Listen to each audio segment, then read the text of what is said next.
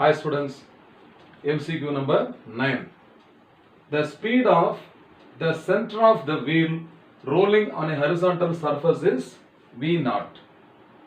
A point on the rim in level with the center will be moving at a speed of how much we have to find out. Now for this I have drawn the diagram of a wheel which is rolling on a horizontal surface. You can say, for example, the point which is in contact with the surface. So this is the horizontal surface. So you can see this point is in the contact with the horizontal surface. After some time, what will happen? When the wheel is rotating forward, when it is rolling forward, this point will come to a new position. இங்கே கான்டாக்ட்ல இருக்கிற point இந்த wheel சுத்தும் போது மேல வந்துடும். அப்ப இன்னும் கொஞ்சம் டிஸ்டன்ஸ் சுத்தும் போது இங்க இந்த பொசிஷனுக்கு வந்துடும். இப்படியே சுத்திக்கிட்டே இருக்கும்போது இங்க ஒரு பொசிஷனுக்கு வரும். இப்போ நம்ம வந்து சென்டர் ஆஃப் மாஸ் மட்டும் அதே இடத்துல தான் பாருக்கும். சென்டர் ஆஃப் மாஸ் மட்டும் மாற போறது இல்ல. அப்ப the velocity of the center of massங்கிறது V0 ன்னு எடுத்துக்கிறோம். இல்ல V0. புரியுதா? இந்த பாயிண்ட் வந்து சென்டர் ஆஃப் மாஸ்.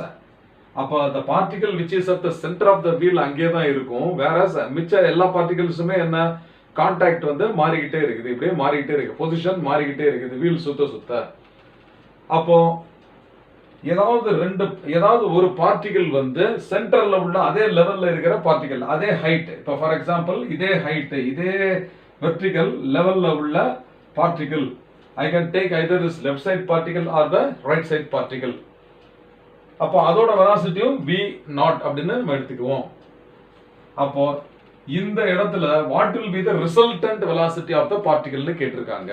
அதாவது a point on the rim.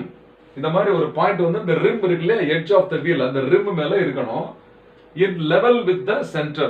So in level same height with the center will move at a speed of ன்னு கேட்டிருக்காங்க. அப்போ அதோட ஸ்பீடு எவ்வளவு ரிசல்டன்ட் ஸ்பீடு அப்படின்னு கேட்டிருக்காங்க. அப்ப நம்ம இந்த ரெண்டு ஸ்பீடோட ரிசல்டன்ட் தான் அந்த ஆன்சர். புரியுதா? அப்ப இந்த பாயிண்ட்ல இந்த வெக்டரை நான் ப்ரொஜெக்ட் பண்றேன். அப்ப இந்த வெக்டரை ப்ரொஜெக்ட் பண்ணோம்னா அப்ப velocity of the centre of mass வந்து V0. அப்ப இங்க இதோட ஒரிஜினல் வெலாசிட்டியும் V0. அப்ப இது ரெண்டையும் நம்ம வந்து parallelogram law படி இத க்ளோஸ் பண்ணோம்னா அப்ப the resultant is given by the diagonal of the parallelogram. புரியுதா? அப்போ this V square is equal to V0 square plus V0 square. So this is equal to 2 times V0 square. Okay. Therefore V is equal to square root of 2 into V0.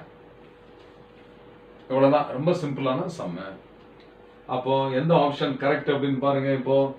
So that is root 2 times V0. Option C is the right answer. So the resultant speed of the particle at the rim is equal to what? Square root 2 times V0. அப்ப நம்மளுக்கு option C is the correct answer. So option C is the answer. Have you all understood? Okay, fine.